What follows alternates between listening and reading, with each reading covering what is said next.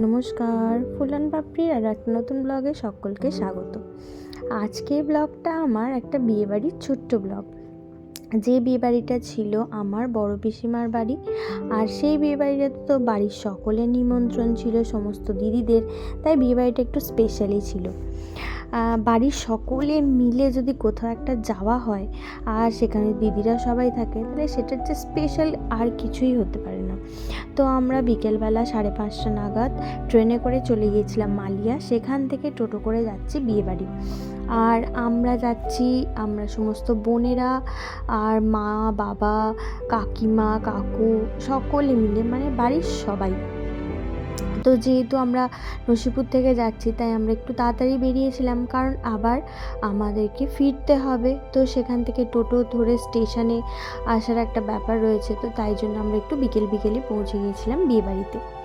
তো গিয়ে দেখি তখনও সেরকম কেউ নেই। আমরা যেহেতু একটু তাড়াতাড়ি গিয়েছিলাম, তো আমরা সকলে এখানে বসে পড়েছি এবং আমরা এখন গরম গরম চা খাচ্ছি আর সবাই মিলে খুব মজা করছি, হাসি মজা ইয়ার্কি ঠাট্টা সমস্ত কিছু। কিন্তু তখনও পর্যন্ত যে কনে সে সেজে তখনও মণ্ডপে এসে হাজির হয়নি, এবং বর তো আসা দূরেই থাকুক।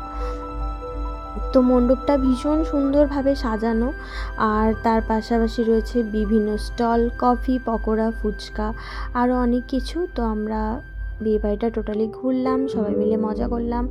আরও চারপাশে কিছু রিলেটিভসের বাড়ি রয়েছে, সেখানেও আমরা গেলাম তাদের সাথে দেখা করতে।